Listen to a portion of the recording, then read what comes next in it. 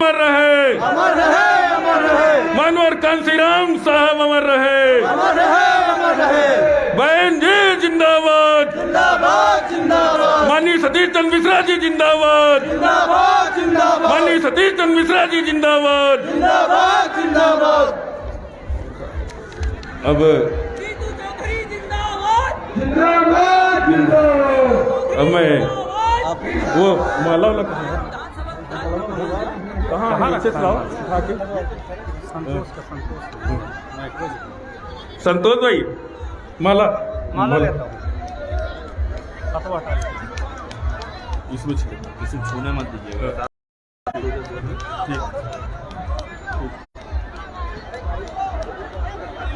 अभी रुक जाइए, अभी रुक जाओ, अभी बाबा साहब पे चढ़ा तो नहीं रहे। अच्छा, अब डॉक्टर नीतू कनौजिया जी से मैं चाहूंगा कि हमारे मुख्य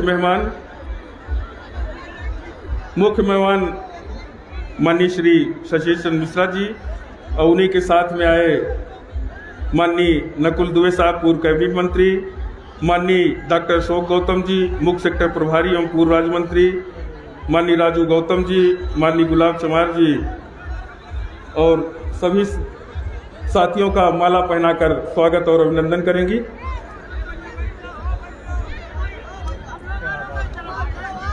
बहुजन समाज पार्टी जिंदाबाद, जिंदाबाद, जिंदाबाद। बहुजन समाज पार्टी जिंदाबाद, जिंदाबाद, जिंदाबाद। बहुजन समाज पार्टी जिंदाबाद, जिंदाबाद, जिंदाबाद। बहन कुमारी मायावती जी जिंदाबाद, जिंदाबाद, जिंदाबाद। बहन कुमारी मायावती जी जिंदाबाद। बाबा साहब अमर रहे, अमर रहे, अमर रहे। बाबा साहब अमर रहे, अमर रहे, अमर रहे। बाबा साहब अमर रहे, अमर रहे, अमर रहे। मनोहर कांसीराम साहब अमर रहे, अमर रहे, अमर रहे। बहन कुमारी मायावती जिंदाबाद। जिंदाबाद, जिंदाबाद। कौन बोलेगा सीधे पूछ के तो आगे साथी पर बैठे खड़े हैं उन माताओं वो को कहाँ? अरे यार वो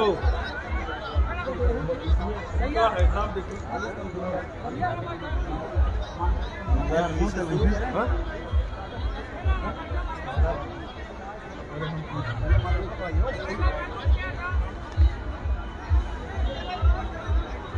साहब मूर्तियाँ जो है दिलवा दें पहले।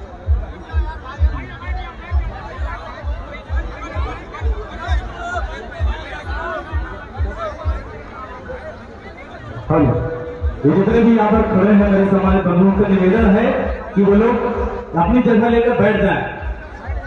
जितने भी साथी यहाँ बैठे हैं खड़े हैं वो सब लोग आराम से बैठ जाएंगे स्थान पे लेकर।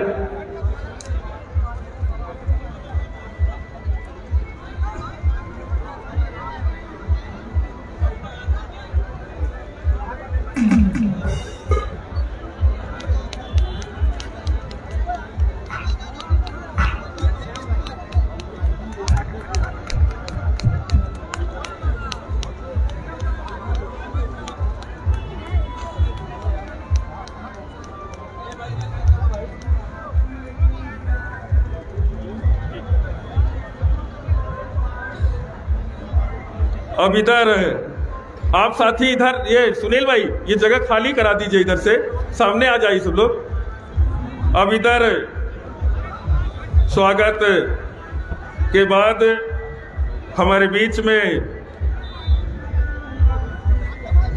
चायल विधानसभा के प्रभारी प्रत्याशी बड़े भाई अतुल कुमार द्विवेदी जी हैं। अच्छा, प्रतीक चिन्ह क्या? अच्छा, डॉक्टर नीतू कनौजिया जी अपने मुख्य अतिथि को प्रतीक चिन्ह देना चाहती हैं। मैं चाहूंगा कि प्रतीक चिन्ह भेंट कर माननीय मुख्य अतिथि का सम्मान करें। अच्छा, बहुजन समाज पार्टी जिंदाबाद, बहुजन समाज पार्टी जिंदाबाद, बहन कुमारी मायावती जी जिंदाबाद, बहन कुमारी मायावती जी जिंदाबाद। हमारे बीच में बड़े भाई अतुल द्विवेदी जी हैं। ये हमारे बीच में जुलूस की शक्ल में, बड़े जुलूस शक्ल में अनिल अंबेडकर जी आ रहे हैं। इनका स्वागत और अभिनंदन है। मैं चाहूंगा कि इधर अतुल द्विवेदी जी आवें और इस जनसभा को संबोधित करने का काम करें। माननीय बड़े भाई अतुल कुमार द्विवेदी जी।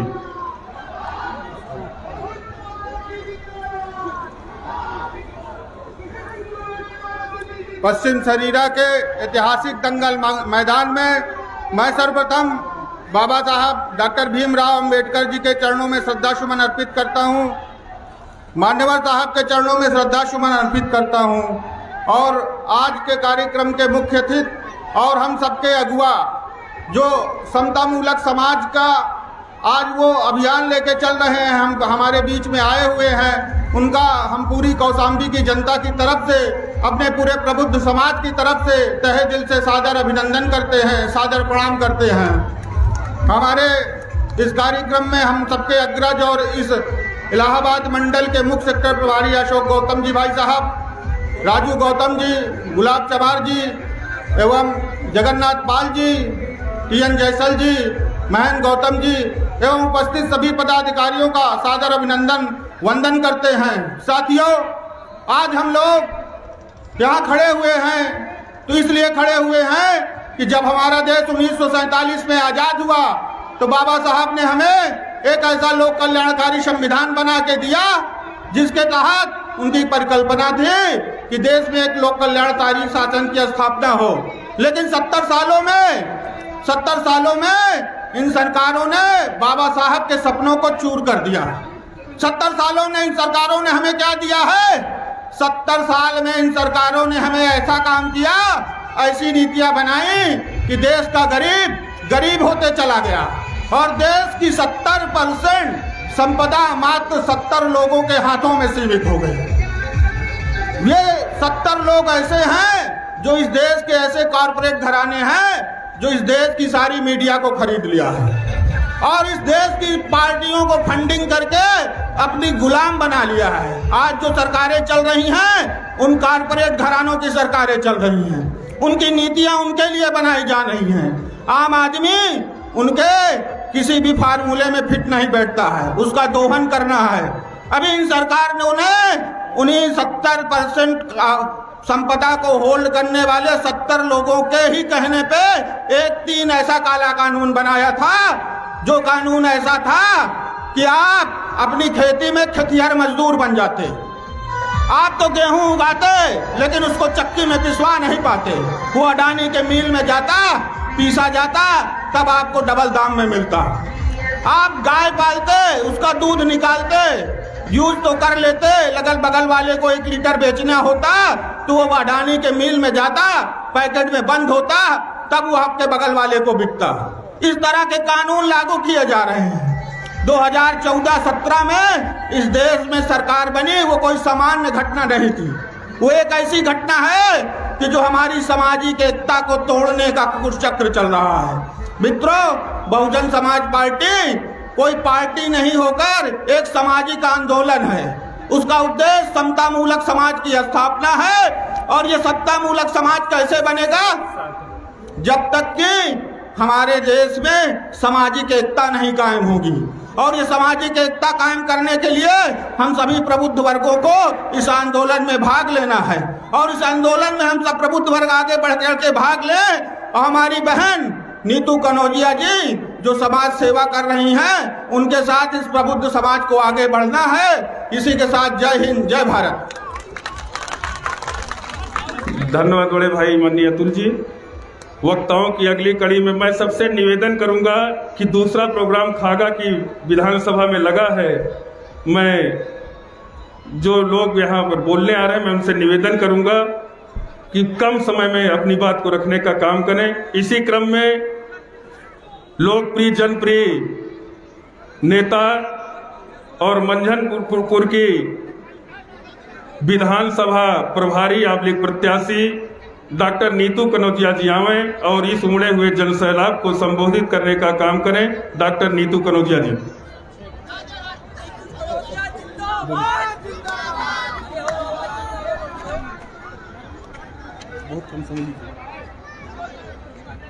सभी को जय भीम, जय भीम। कुछ भी कहने से पहले मैं अंधों को आंख, बहरों को कान, गूंगों को जबान और देश को संविधान देने वाले अपने परम पूजनीय बोधिसत्व बाबा साहब डॉक्टर भीमराव अंबेडकर के श्रद्धा के सुमन अर्पित करते हुए अपने मान्यवर मसीहा कांशी राम को और अपने समाज में समय समय पर जन्मे हुए सभी महापुरुषों को श्रद्धा के सुमन अर्पित करते हुए अपनी परम आदरणीय बहन मायावती जी, जो हमारे प्रदेश की 4 बार मुख्यमंत्री रह चुकी हैं, उनके दीर्घायु होने की कामना करती हूँ। मैं पश्चिम सरीरा के इस ऐतिहासिक दंगल मैदान के बारे में ये बताना चाहती हूँ कि इसके पूर्व में यहाँ से जनसभाओं को संबोधित करने में हमारे बहुत ही पूजनीय बाबा साहब और बहुत ही परम आदरणीय बहन मायावती जी का हो चुका है सभा यहाँ पे। ये दंगल मैदान बहुत ही ऐतिहासिक है और मैं इस दंगल मैदान की सरजमी पर अपने परम आदरणीय माननीय राज्यसभा सांसद एवं राष्ट्रीय महासचिव सतीश चंद्र मिश्रा जी का अपने तहे दिल से स्वागत और अभिनंदन करती हूँ और उन्हीं के साथ चल करके आए अपने पूर्व कैबिनेट मंत्री श्री नकुल दुबे जी का स्वागत और अभिनंदन करती हूँ। साथ में मेरे प्रयागराज मंडल के सभी सम्मानित मुख्य सेक्टर प्रभारी गणों का, अपने जिले के सभी पदाधिकारी गणों का और अपने तीनों विधानसभा के सभी सम्मानित पदाधिकारी गणों का स्वागत और अभिनंदन करते हुए अपने इस मंदनपुर 252 विधानसभा के उन सभी बूथ और सेक्टर के पदाधिकारियों का और कार्यकर्ताओं का, जिन्होंने मेरे साथ मिलकर के 48 घंटे में इतना विशाल जनसमूह खड़ा किया है, मैं उनका तहे दिल से आभार व्यक्त करती हूँ। मैं सिर्फ इतना कहना चाहती हूँ कि कौशाम्बी की धरती हो और बहन जी के शासनकाल को याद ना किया जाए तो शायद कौशाम्बी का ये गौरवमय इतिहास अधूरा रहेगा, क्योंकि कौशाम्बी को जिला बनाने का काम बहन जी ने किया है। बहन जी के हम सदैव ऋणी रहेंगे और इस ऋण को उतारने का समय हमारे पास आ गया है। हमें यहाँ पर उपस्थित सभी जितने भी हमारे साथी हैं, समर्थक साथी हैं, हमारे बड़े बुजुर्ग हैं, हमारी बहनें हैं, माताएं हैं, हमारे नौजवान साथी हैं, हमारे जो भी लोग हैं यहाँ पे, मैं सभी से ये गुजारिश करना चाहती हूँ कि बहन जी के इस ऋण को उतारने के लिए हम सभी को आने वाले चुनाव 2022 में हाथी वाले बटन को इतना दबाना है कि इन विपक्षियों के जमानत जब्त हो जाए और हमारी बहन परम आदरणीय कुमारी मायावती जी फिर से हमारे उत्तर प्रदेश की 5वीं बार मुख्यमंत्री बन जाए। आप सभी को हाथ उठा करके ये संकल्प लेना है कि हम फिर से बहन जी को 5वीं बार मुख्यमंत्री बनाएंगे।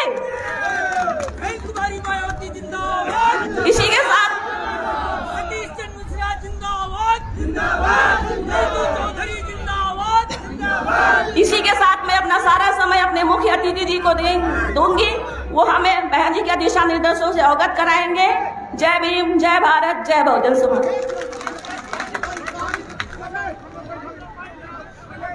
इधर धन्यवाद डॉक्टर नीतू जी। इधर वक्ताओं की अगली कड़ी में युवा दिलों की धड़कन पूरे उत्तर प्रदेश में बहुजन समाज पार्टी के अलग जगाने वाले पूर्व कैबिनेट मिनिस्टर माननीय श्री नकुल दुबे जी से चाहूंगा कि हमें उमड़े हुए जनसैलाब को संबोधित करने का काम करें। माननीय नकुल दुबे साहब।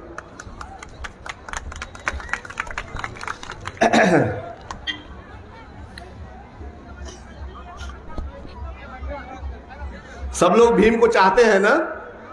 है?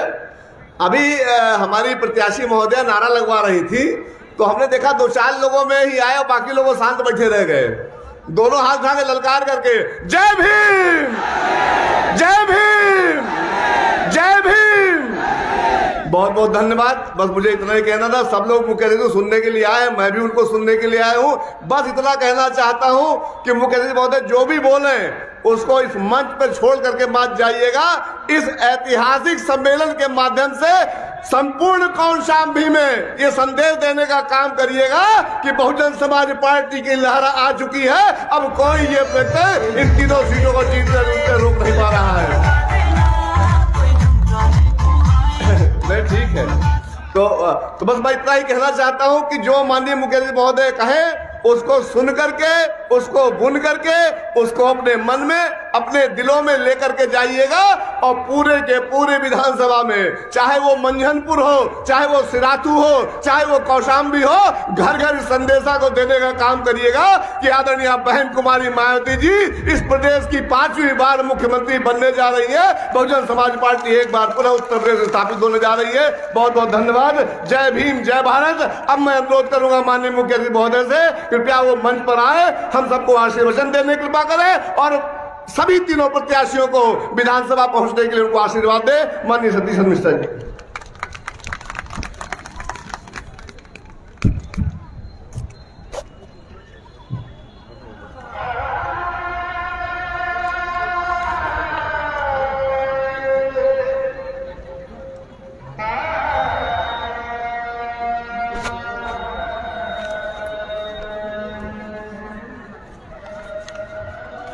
मंच पर उपस्थित बहुजन समाज पार्टी के सभी सम्मानित नेतागण,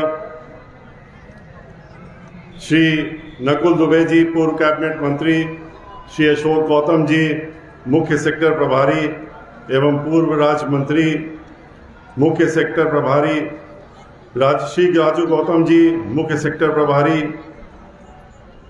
यहाँ पर मौजूद अभी आपके सामने बहुजन समाज पार्टी के जिला कौशाम्बी से हमारे 2 प्रत्याशी श्री अतुल द्विवेदी जी और नीतू कनौजिया जी, जिन्होंने अभी आपके सामने बात रखी है, तथा यहाँ पर उपस्थित सभी और साथीगण, बहुजन समाज पार्टी के समर्थक, मीडिया के बंधुओं और ख़ास तौर से महिलाएं जो इतनी बड़ी संख्या में आज यहाँ पर इकट्ठा हुई हैं,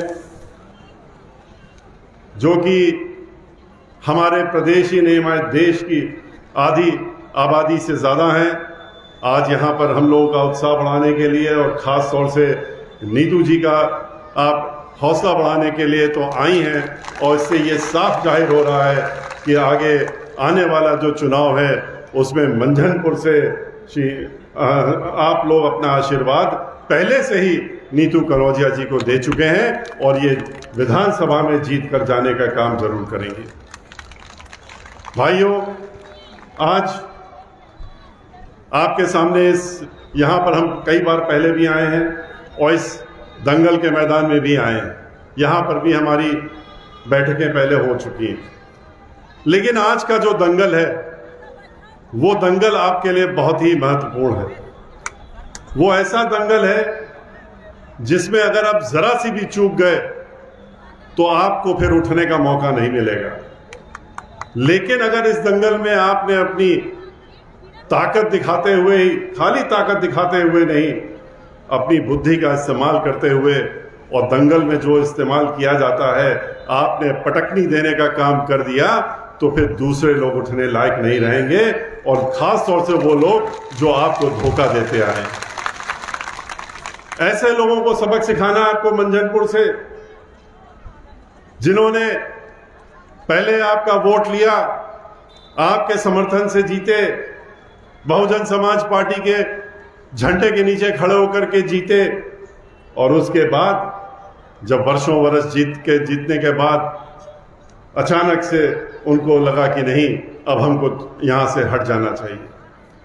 और ऐसे लोग इनका क्या भरोसा आप कर सकते हैं, जो उस पार्टी को धोखा देंगे जिस पार्टी की वजह से उनका आज वजूद है, जिस पार्टी ने उनको बनाने का काम किया, जिस पार्टी की वजह से आज आप उनको जानते हैं, और जिस नेता ने उनको उठा करके नीचे से उठा करके ऊपर बैठालने का काम किया।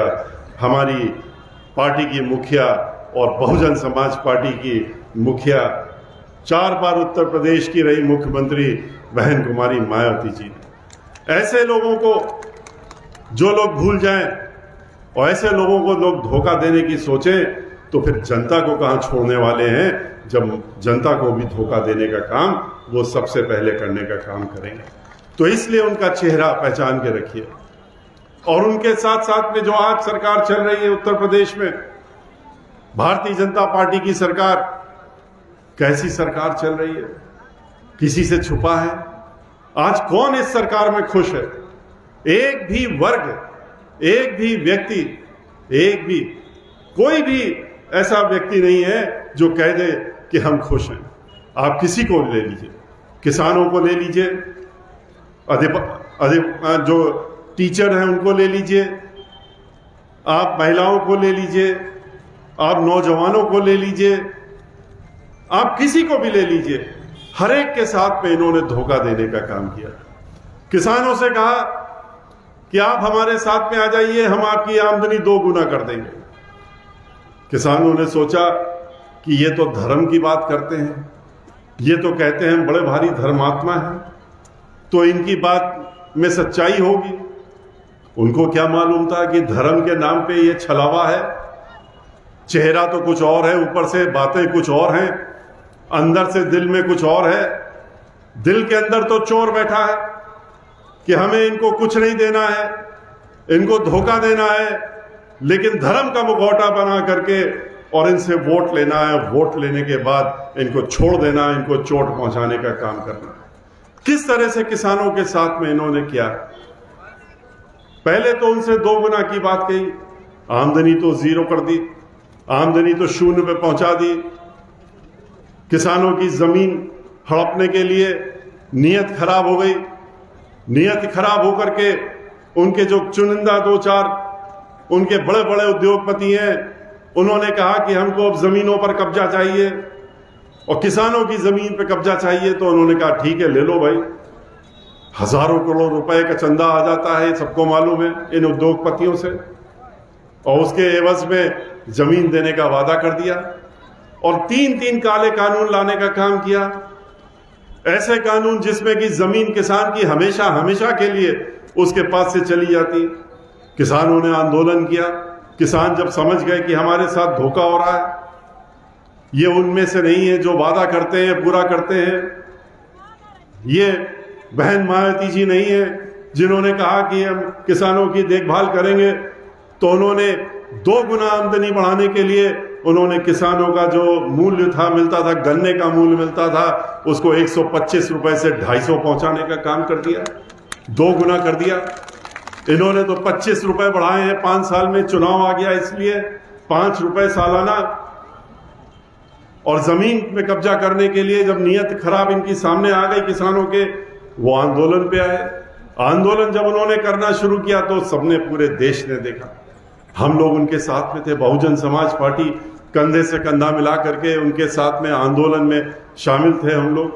हम लोग संसद के अंदर भी आंदोलन कर रहे थे, संसद के बाहर भी कर रहे थे। लेकिन इनसे कह रहे थे कि ये कानून क्यों नहीं वापस लेते हो, कानून को क्यों थोप रहे हो। जोर जबरदस्ती संसद के अंदर कानून पास करा करके थोपने का काम किया। किसान कहता है कि किसान, ये कानून हमारे खिलाफ है। वो कहते हैं नहीं नहीं, कानून आपके फेवर में, आपके पक्ष में, इसको तो आपको लेना पड़ेगा। जिसको लेना है, जिसको आप दे रहे हैं, वो कह रहा है कि हमारे पक्ष में नहीं है, हमारे खिलाफ है। आप कहते हैं कि नहीं नहीं, हम कह रहे हैं कि आपके पक्ष में, इसलिए इसको मान लीजिए। 14 महीने किसान जो है आंदोलन में रहे। 1-2 नहीं, 700 किसान मर गए इस आंदोलन के अंदर। 700 किसानों की मृत्यु हुई है इस आंदोलन में। और उसके बाद जब 700 किसानों की बलि चढ़ गई, जब इनको ये लगा कि अब तो हाथ से जा रहा सब कुछ, उत्तर प्रदेश में चुनाव हो रहा है, 5-5 जगह चुनाव होने आ रहे 5 प्रदेशों में, और सुपड़ा साफ हो रहा है, घर में नहीं घुस पा रहे हैं, भारतीय जनता पार्टी के जो एमएलए हैं वो अपने घरों में नहीं जा रहे हैं। घरों में भी जाना होता तो पीछे के दरवाजे से जाते हैं। जब ऐसी स्थिति हो गई तो इनको लगा कि अब क्या करें, तो उन्होंने कहा चलो फिर से एक बार हम किसानों से कहते हैं कि हम ये कानून वापस ले रहे हैं। और कानून वापस लेते ही किस तरह के बयान आए, बयान ऐसे आए, कहा कि हम इस बात की माफी मांग रहे हैं कि किसान ना समझ है, किसान को कुछ समझ नहीं आता है, हम तो अच्छा कानून बना के लाए थे। और माफी इस बात की कि हम समझा नहीं पाए कि कितना अच्छा कानून है। ये किसान को मूर्ख समझते हैं, किसान को ना समझते हैं, जैसे पूरे देश को समझ रहे हैं। ये भूल रहे हैं किसान वो है जिसका अन्न खा करके ये लोग जीवित हैं, जो अन्न देता है, अन्नदाता होता है, और वो दिन भर मेहनत करके खाली अनाज नहीं देता है। यही किसानों के लड़के और सुपुत्र लोग जो हैं वो आज बाहर बॉर्डर में अपने इनके जो लोग हैं वही जाकर के वहां देश को भी बचाने का काम कर रहे हैं। ऐसे किसानों के लिए ये कहना कि आप तो नासमझ थे, इस बात का हमें अफसोस है और इसलिए हम माफी मांग रहे हैं और कानून वापस लिया। तुरंत इनके राज्यपाल से लेकर के और नीचे तक लोगों का बयान आ गया कि ये कानून हमने वापस तो ले लिया है, पर ये कानून अच्छा है, इसलिए इसको फिर से वापस लाएंगे, फिर से वापस लाएंगे। ये कानून खाली हटाया गया इसलिए क्योंकि चुनाव आ गया है। 700 लोगों की बलि दे दी आपने। हम लोगों ने कहा कि आपने, अगर ये हमारी नेता ने प्रेस कॉन्फ्रेंस करके कहा कि आपने 700 लोगों के बारे में तो एक जिक्र भी नहीं किया। इनका क्या होगा, इनके परिवारों का क्या, इनके लिए आपने कुछ दिया है? इनके जो औलादें जो आपने उनके माता पिता लोगों को आज जिनकी मृत्यु हो गई है, उनके बारे में कुछ सोचा आपने देने के लिए? नहीं, कोई जवाब नहीं है। हजारों की संख्या में मुकदमे दर्ज कर दिए गए आंदोलनकारियों के ऊपर, वो भी वापस नहीं लेना। जो मिनिमम सपोर्ट प्राइस है, न्यूनतम जो पैसा मिलना चाहिए, उसके लिए कानून नहीं बनाया, उसके लिए कानून नहीं बनाएंगे। जो काले कानून बनाए थे उसमें भी नहीं रखा था कि हम इतना न्यूनतम पैसा गारंटी करते हैं देंगे, क्योंकि जानते हैं कि वो पैसा तो हमें देना नहीं है। वो देने के लिए अगर हम कानून बना देंगे तब तो बाध्य हो जाएंगे, फिर हम धोखा नहीं दे सकते, फिर तो मजबूरी हो जाएगी। अदालतें हैं, जहां पर भी किसान जाएगा तो इतना पैसा तो देना ही पड़ेगा, लेकिन वो इसीलिए वो कानून बनाने के लिए आज भी तैयार नहीं है। तो ये ऐसी सरकार है जिसने लाठियां भी चलाई, ठंड के मौसम में बरसात का पानी भी बौछार फेंका उनके ऊपर, और उसके बाद उनकी 700 लोगों की बलि भी ले ली, लेकिन उसके बाद भी अभी पीछे हटने का काम नहीं कर रहे हैं। इसके साथ साथ में महिलाओं को धोखा दिया, महिलाओं से कहा कि आप आइए, हमारी सरकार आ रही है, हम तो महिलाओं को सुरक्षा देंगे, महिलाओं की सुरक्षा हमसे ज्यादा अच्छी क्या कौन देगा। और उन्होंने ये कह करके उनसे वोट ले लिया। क्या सुरक्षा दी महिलाओं को? आप लोगों को तो मालूम है, आप लोग भी अखबार देखते हैं, टेलीविजन देखते हैं, जो इनकी खुद की क्राइम ब्यूरो की रिपोर्ट है, नेशनल क्राइम ब्यूरो की रिपोर्ट, इनकी खुद की अपनी रिपोर्ट है, उसके तहत में आज उत्तर प्रदेश में हर 2 घंटे में एक महिला के साथ बलात्कार और दुराचार हो रहा है। ऐसी सुरक्षा इन्होंने देने का काम किया। इस तरीके से सुरक्षा देने की बात कही है।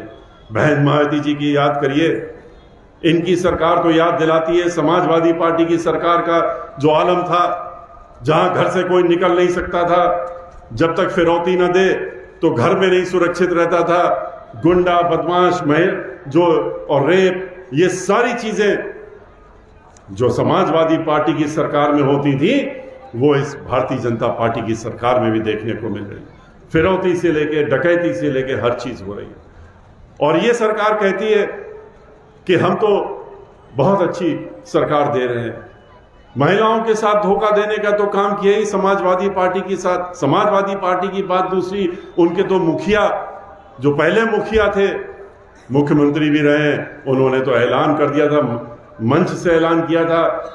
जब बलात्कार के बारे में पूछा गया कि ये क्या हो रहा है आपके सरकार में, उन्होंने कहा ये तो आम बात है और ये नौजवान लड़कों हैं तो ऐसी बात। तो जो इस तरह की सोच रखता हो, जो इस तरह की पार्टी हो, उसी की नकल करने का काम आज भारतीय जनता पार्टी कर रही है। इसीलिए हम लोग कहते हैं कि भारतीय जनता पार्टी और समाजवादी पार्टी एक ही सिक्के के दो पहलू हैं, इनमें कोई फर्क नहीं है।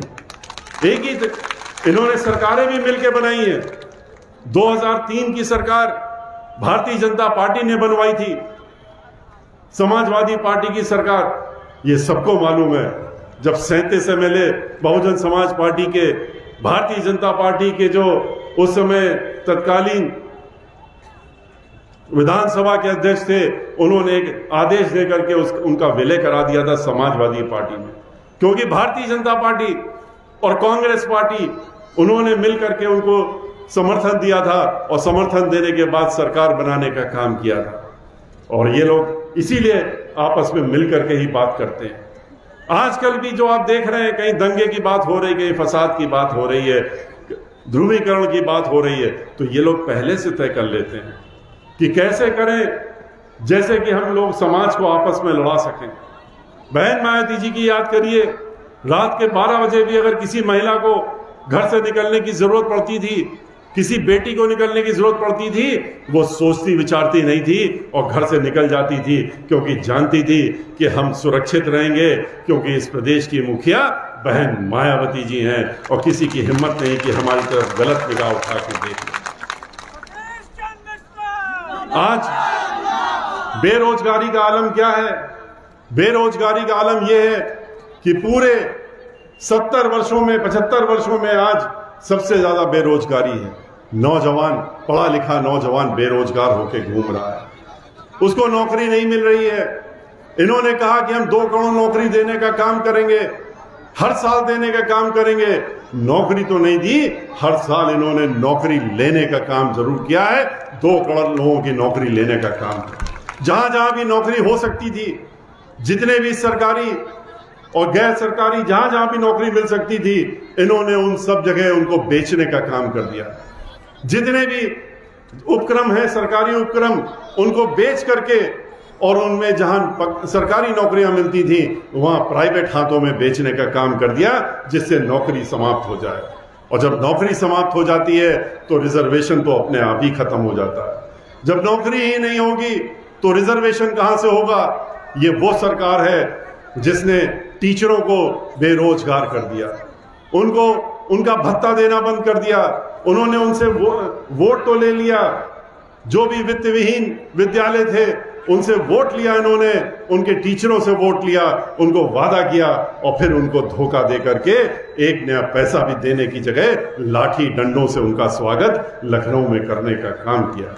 ये वो सरकार है जो कि कहती कुछ है, धर्म के नाम पे कहती है कि हम तो अयोध्या में राम मंदिर बना रहे हैं। हमने तो अयोध्या से कार्यक्रम शुरू किया था, अयोध्या गए थे, वहां पर राम मंदिर तो छोड़िए, वहां 2 साल हो गए माननीय सर्वोच्च न्यायालय के निर्णय के बाद वहां नींव खोदना भी शुरू नहीं किया था, क्योंकि वो तो वोट के लिए राजनीति करते हैं, धर्म की भी, धर्म के नाम पे धर्म का बात नहीं करते। अगर धर्म की बात करते तो अधर्म के काम नहीं करते। जिस तरीके से आज दलित समाज के लोग आपके पड़ोस में ही किस तरीके से आज इन्होंने प्रतापगढ़ हो, चाहे इलाहाबाद हो और चाहे कहीं पर भी आप पूरे प्रदेश में देख लीजिए, जिस तरह से हाथरस में शुरू किया इन्होंने दलित की बेटी के साथ में, और जिस तरह से रात के 3 बजे फिर उसको जलाने का काम किया, तो पूरे प्रदेश में चाहे दलित समाज के लोग हों, इसी प्रकार से ये ब्राह्मण समाज और अल्पसंख्यक समाज के ऊपर भी कर रहे हैं। आज न ब्राह्मण समाज सुरक्षित है, न दलित समाज सुरक्षित है, न अल्पसंख्यक समाज सुरक्षित है, और न पिछड़ा वर्ग के जो हमारे गरीब लोग हैं वो सुरक्षित हैं। इन सबके ऊपर उत्तर प्रदेश की सरकार में जो मुखिया लोग बैठे हुए हैं वो उनके ऊपर हमलावर हैं। 500 से ज्यादा ब्राह्मण समाज के लोगों की हत्या हो गई, 100 से ज्यादा एनकाउंटर आपने कर दिए, और बाकी बुलडोजर चलाने का काम करते हैं। अभी 4 लोगों को की हत्या हो गई दलित समाज के। क्या बुलडोजर चलाया इन्होंने? क्या कहीं पर जहां पर दलित समाज के ऊपर अत्याचार होता है बुलडोजर चलाने का काम करते हैं? नहीं, बल्कि 2-3 दिन के बाद इन्हीं के पुलिस वाले जा करके उन्हीं के समाज के लोगों के ऊपर मुकदमा दर्ज करने का काम करते हैं। और इस सब चीजों का हिसाब हम लोग रख रहे हैं, एक एक चीज का हिसाब हम लोग रख रहे हैं। 3 महीने की सरकार बची है इनकी खाली, अगले महीने चुनाव की घोषणा हो जाएगी। 3 महीने के बाद बहन मायावती जी जब सरकार में आएंगी तो एक एक चीजों का हिसाब इनको देना पड़ेगा और उसका हिसाब लिया जाएगा।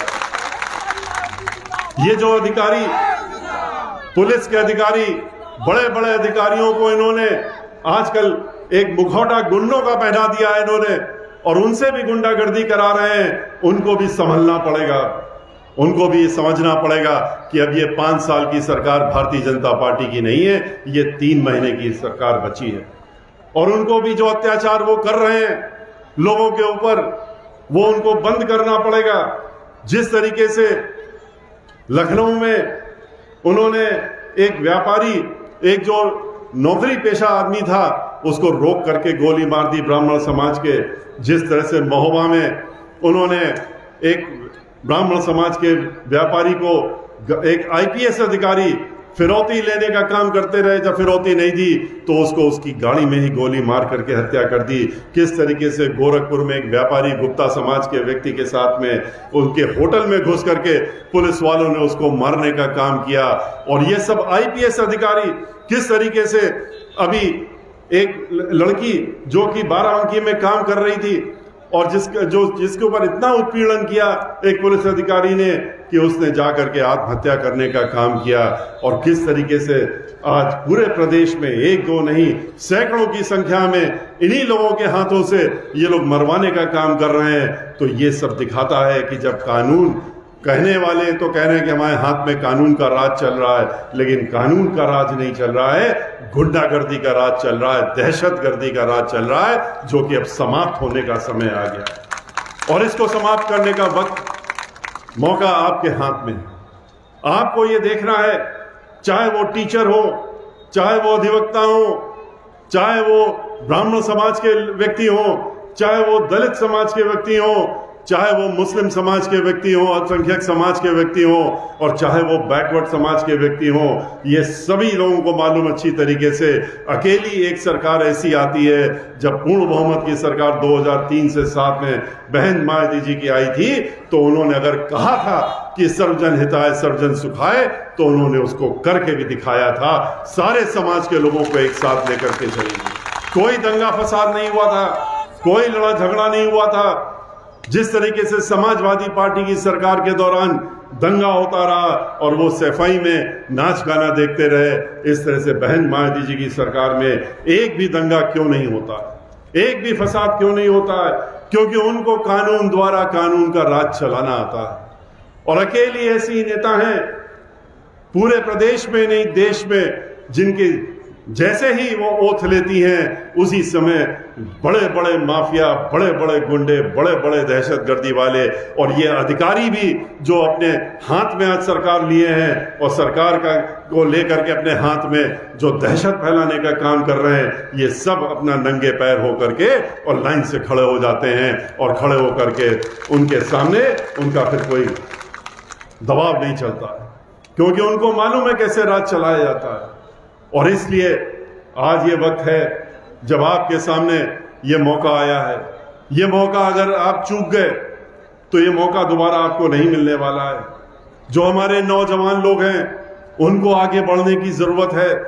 आज हमारी पार्टी में हमारी मुखिया ने, बहन मायावती जी ने, नौजवानों को आगे बढ़ाने का काम किया है हर स्तर पे, चाहे वो हमारी पार्टी का स्तर हो और चाहे वो अभी चुनाव में भी मैदान में उतारने की बात हो। हर जगह उन्होंने 50% से ज्यादा उन्होंने नौजवानों को आगे बढ़ाने का काम किया है, क्योंकि हमारा भविष्य यही नौजवान लोग। और नौजवानों को, चाहे वो लड़के हों चाहे लड़कियां हों, उनको आगे बढ़ने की जरूरत है और आगे बढ़ करके अपना भविष्य अपने हाथ में लेने की जरूरत है। ये भविष्य आपके हाथ में है। ये भविष्य अगर आप बनाना चाहेंगे तो बना लेंगे, भविष्य बिगाड़ना चाहेंगे तो आप बिगाड़ देंगे। इसलिए भविष्य को बनाने का काम करिए। इन धोखेबाजों के हाथ से दूर से बच के रहिए, जो आपको नौकरी देने की बात तो करते हैं लेकिन बाद में कहते हैं कि भाई नौकरी तो हम नहीं दे सकते, पकौड़ा बेचने का काम करो। और किससे कहते हैं? जिनसे आपने कहा था आप तो इंजीनियर हैं, आप तो पीएचडी होल्डर हैं, आप तो डिग्री होल्डर हैं, आपको हम 2 करोड़ नौकरियां देंगे। पकौड़ा बेचना कोई हम लोगों की सरकार, हम लोगों की पार्टी तो गरीबों की पार्टी है, गरीबों के लिए काम करती है। चाहे वो पकौड़ा बेचने वाले हो, चाहे खुंचा लगाने वाले हो, या ठेले वाले हो, हम लोगों की पार्टी तो उनको आगे बढ़ाने का काम करती है। लेकिन धोखा देने का काम नहीं करना चाहिए। आप तो धोखा देने का काम कर रहे हैं। आप कहते हैं कि पढ़ो लिखो और पढ़ लिख जाओ। महिलाओं से, लड़कियों से भी कहते हैं, पढ़ने लिखने के बाद जब डिग्री ले ली, पीएचडी ले ली, तो आप कहते हैं हमको वोट दो, हम 2 करोड़ नौकरियां देंगे, और उसके बाद उन लोगों से कहते हैं कि आप पकौड़ा बेचो। तो ये धोखा नहीं है तो क्या है? तो इनको सबक सिखाने का समय आ गया है। आज गरीबों की क्या स्थिति है? एक तो बहन मायावती जी थी, उन्होंने पूरे उत्तर प्रदेश में कानून के साथ साथ विकास बढ़ाने का काम किया, हर स्तर पे विकास बढ़ाने का काम किया। आपके क्षेत्र में भी जितने भी डॉक्टर अंबेडकर गांव हैं, आपको भी मालूम है, उन्होंने उसका समग्र विकास करने का काम किया, आपका जिला बनाने का काम किया। उन्होंने 29 जिले बनाए, उसमें आपका जिला भी है। आपका जिला अगर आज तरक्की पे है तो किसकी देन है? वो बहन मायावती जी की देन है। और ये हमको नहीं भूलना चाहिए कि जिसकी उत्पत्ति किसने की है। जब जिला बनता है तो समग्र विकास होता है, हर तरफ विकास होता है, कोर्ट बनती, कचहरी बनती, अस्पताल बनता है, सभी चीजें बनती हैं।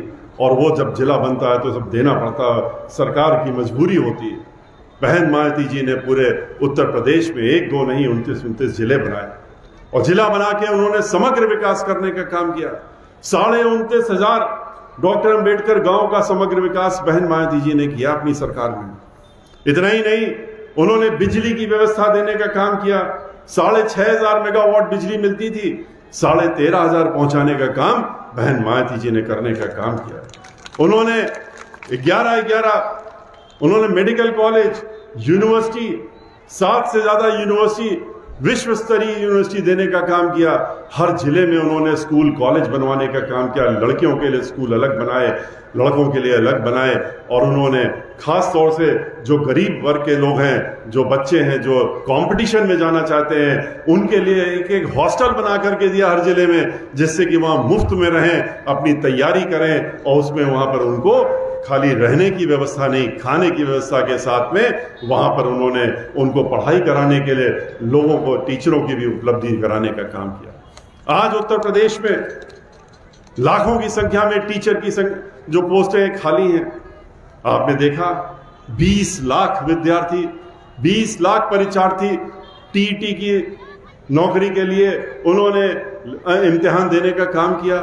कहां दूर दूर से आकर के और जा करके उन्होंने इम्तिहान दिया, और जब इम्तिहान देके बाहर निकले तो मालूम पड़ा कि इम्तिहान तो रद्द हो गया।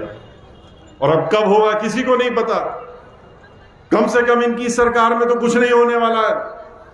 और ये सोची समझी रणनीति के तहत ये नौकरी देना नहीं चाहते हैं, ये नौकरी देना चाहते भी नहीं है और जानते भी नहीं है, ये नौकरी लेना जानते हैं, लेने का काम खाली करते हैं। आप कहते हैं, मुखिया कह रहे हैं, आज मुख्यमंत्री जी कह रहे हैं कि टीटी में जो घपला किया है जिन्होंने, उनको छोड़ेंगे नहीं, बख्शेंगे नहीं। अरे क्या नहीं बख्शेंगे? आपके नाक के नीचे इस तरह की व्यवस्था आपने रखी जहां पर कि इस तरह का घपला हो रहा है, लोगों का भविष्य बर्बाद हो गया। लोगों को आपने देखा किस तरह से जहां पर इम्तिहान देने गए थे, बाहर निकल के लड़के बैठे रो रहे थे कि हम लोग तो बड़ी उम्मीद से इतने दिनों से, इतने महीनों से तैयारी कर रहे थे कि आज हमारा एग्जाम होगा, इम्तिहान होगा, इसके बाद हमको नौकरी के लिए हम सक्षम हो जाएंगे, नौकरी मिल नहीं जाएगी, सक्षम हो जाएंगे। लेकिन वो भी आपने उनके हाथ से छीनने का काम किया। तो इसलिए भाइयों, अगर आप चाहते हैं कि फिर से इस प्रदेश में इस तरह का माहौल न रहे 3 महीने बाद, जहां पर किसानों के ऊपर लाठियां चले, मजदूरों के ऊपर लाठियां चले, महिलाओं को सुरक्षा ना मिले, जहां लोगों की नौकरियां छीन ली जाएं, जहां पर कोरोना के दौरान में किस तरह से अव्यवस्था हुई, किसी से छिपा नहीं है, वो मंजर दोबारा ना देखना पड़े। हर अरबों रुपए आपने कोरोना में उसके नाम से ले लिए और ले करके कहाँ लगाया, किसी को कोई खबर नहीं है। सबने देखा कि किस तरीके से लोगों की मृत्यु हुई है, किस तरह से ऑक्सीजन नहीं है, अस्पताल नहीं है, बेड नहीं है, डॉक्टर नहीं है, दवाई नहीं है, इसकी वजह से लोगों की मौत हुई। और इतना ही नहीं, मर जाने के बाद भी लकड़ी नहीं मिली, देह जलाने के लिए जगह नहीं मिली, लोगों लाशों को बहाना पड़ा, दफनाना पड़ा। इस तरह का मंजर इस उत्तर प्रदेश में देखने का काम। आज सर्वोच्च न्यायालय कह रही है कि छिपा क्यों रहे हो आंकड़े छिपा रहे हैं कोरोना के, लोगों की मृत्यु हुई क्योंकि उसमें इनको पैसा देना पड़ेगा, कॉम्पनसेशन देना पड़ेगा सर्वोच्च न्यायालय की निर्णय की वजह से, इसलिए वो आंकड़े भी छुपाने का काम कर रहे हैं, सही आंकड़े भी नहीं देने का काम कर रहे हैं। और इस पे अभी सर्वोच्च न्यायालय ने बहुत लताड़ लगाई है, लेकिन इनके ऊपर कोई असर नहीं होने वाला। तो अगर आप चाहते हैं कि इस तरह का माहौल आपको दोबारा न देखना पड़े, जहां पर सैकड़ों नहीं लाखों की संख्या में लोग पैदल सड़कों में चलते हुए दिखे थे, लोग जो वापस लौट रहे थे प्रवासी लोग, उनके लिए बस की सुविधा नहीं करी, उनके लिए ट्रेन की सुविधा नहीं करी, उनके लिए रास्तों में खाने पीने की सुविधा नहीं करी, उनको पैदल नंगे पैर अपने छोटे छोटे बच्चों को गोदी में ले करके चलते हुए सड़कों में आते हुए और मरते हुए, सड़कों में चलते चलते कितने लोग मर गए ये भी लोगों ने देखा है। और ये सरकार के ऊपर कोई असर नहीं होता, बिल्कुल भी संवेदनशीलता इस सरकार के अंदर नहीं है, इनको कोई फर्क नहीं पड़ता है। सिर्फ और सिर्फ 300 करोड़ रुपया हर महीने उत्तर प्रदेश में इस बात का खर्च होता है कि उनके रोज अखबार में, रोज मीडिया में, हर जगह उनकी फोटो छपे और नाम छपे कि हम बहुत बढ़िया कार्य कर रहे हैं, बहुत बड़ा काम कर रहे हैं। लेकिन असलियत तो यहाँ के लोगों को मालूम है, सर्व समाज के लोगों को मालूम है, सबको मालूम है। और जिस तरह से 300 करोड़ रुपया हर महीने खर्चा हो रहा है, आप सोच सकते हैं 3600 करोड़ रुपया सालाना। अगर यही रुपया ये गरीबों में लगा देते, स्कूलों में लगा देते, बच्चों के लिए लगा देते, तो इनको सड़ा खाना बच्चों को नहीं खिलाना पड़ता है। जो अभी अखबारों में निकला कि छोटी छोटी हम लोगों की लड़कियां और जो स्कूलों में पढ़ती हैं उनको मुफ्त खाने की बात जो दी जाती है, वहां सड़ा खाना दिया जा रहा था, जिसकी वजह से कितनी बच्चियां बीमार हो गई। उनके लिए वहां पर स्कूल में टॉयलेट की व्यवस्था नहीं है, तो यही रुपया अगर ये लगा देते तो ये सारी व्यवस्थाएं हो जाती, लेकिन इनको इसका कोई फर्क नहीं पड़ता। आज आपके बीच में, आपके मंझनपुर में, हमारे बीच में आपकी अपनी खुद की जो इतनी बड़ी यहाँ समाज सेवी हैं, आपके लिए दिन रात कोरोना के दौरान भी काम करती रही, अपना पूरा इन्होंने समर्पण आपके बीच में रखा हुआ है कनौजिया जी ने। तो इनको आज आप बहन मायावती जी ने आशीर्वाद दिया है, और इसी तरह से अतुल जी को उन्होंने आशीर्वाद दिया है, आपके बिल्कुल पड़ोस में मिली हुई है यहीं से कॉन्स्टिट्यूएंसी। और इसमें मुझे पूरी उम्मीद है कि आप लोग इनको पूरा का पूरा अपना सहयोग ही नहीं देंगे, समर्थन देंगे, और ये मान करके चलेंगे कि ये चुनाव श्री अतुल द्विवेदी जी या नीतू कनौजिया जी नहीं लड़ रही हैं, बल्कि आप में से यहाँ बैठा हुआ हर व्यक्ति चुनाव लड़ रहा है। जब तक आप ये नहीं सोच लेंगे चुनाव के मैदान में आप खुद हैं, और जब तक ये नहीं आप मन में ठान लेंगे, तब तक आप चुनाव की रणनीति नहीं बना पाएंगे। आपको सतर्क रहना है, आपको खुद भी सतर्क रहना है, औरों को भी सतर्क करना है। छोटी छोटी सभाएं करके, लोगों से मिल करके, घरों में जा करके, क्योंकि आप लोग हमारे मुख्य कार्यकर्ता लोग हैं, आपको सबसे मिलना पड़ेगा, जा करके बातें करनी पड़ेंगी, ये बातें बतानी पड़ेंगी, बताना पड़ेगा कि एक बहन मायावती जी की सरकार थी जिसमें विकास और कानून दोनों साथ में था, और इनकी विनाश के अलावा, और कानून तो ध्वस्त है ही है, इनके इसके अलावा कुछ नहीं है। और लोगों को इकट्ठा करिए, लोगों को जोड़िए, लोगों को ये बताइए कि ये आखिरी समय है। अगर अब की बार, इस बार अगर उन्होंने चूक कर दी, तो दोबारा अगर ये सरकार आ गई या समाजवादी पार्टी के आपने किसी को जिताने का काम कर दिया, तो आप अपना वोट खराब करने का ही काम करेंगे, और अपने भविष्य का भी वोट खराब करने का काम अपना तो करेंगे ही करेंगे। आने वाले आपके जो आपके लोग, आपके बच्चे हैं जो आपकी तरफ निगाह लगाए हुए हैं, अपना भविष्य भी देख रहे हैं, उनका भी आप भविष्य जो है खराब करने का काम करेंगे। इसलिए सतर्क रहिए, और इन सब चीज़ों को ध्यान में रखते हुए, और पूरी अपनी ताकत लगाते हुए सिर्फ 1 महीने का समय बचा है। इस 1 महीने के अंदर आपको अगले 30 दिनों में जितनी भी ताकत झोंकनी है लगा करके और एक एक घर में जा करके इन बातों को बताइए, उनसे मिलिए, मिलने का काम करिए, आपस में बांट लीजिए कि कौन किससे मिलेगा, क्या करेगा।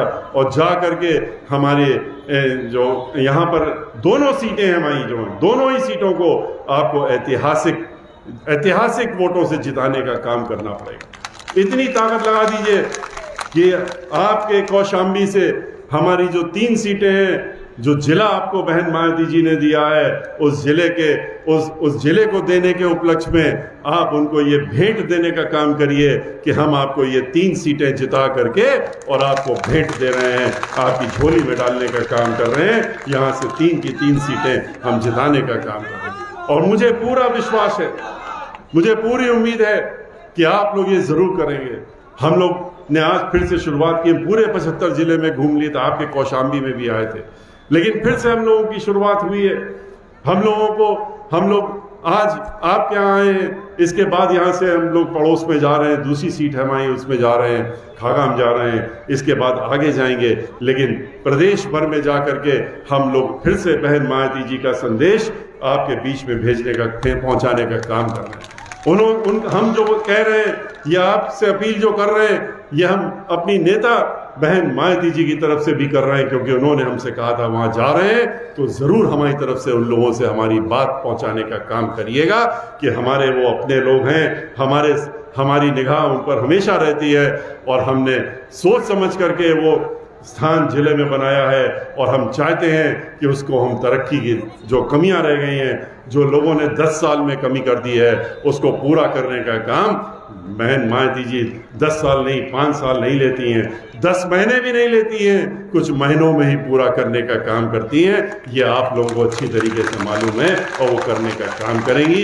इसीलिए पुनः आपसे इस विनती के साथ में कि अब की बार आप अपनी सरकार बनाइए, नौजवानों के लिए बनाइए, बच्चों के लिए बनाइए, महिलाओं के लिए अपनी सरकार बनाइए, आप किसानों के लिए अपनी सरकार बनाइए, मजदूरों के लिए बनाइए, जो दबे कुचले लोग हैं उनके लिए बनाइए, जिनको ये लोग शोषित करके रखा हुआ है उनको बनाइए और उन सब के लिए मिलकर के अपनी सरकार बहुजन समाज पार्टी की सरकार बना करके उत्तर प्रदेश में 5वीं बार बहन मायावती जी को मुख्यमंत्री बना करके इस प्रदेश का जो खस्ता हाल है उसको सही रास्ते में लाने का काम और जिम्मेदारी को निभाने का काम आप लोग जरूर करिएगा। इसी के साथ मैं आपसे विदा लेता हूं। जय भीम, जय भारत।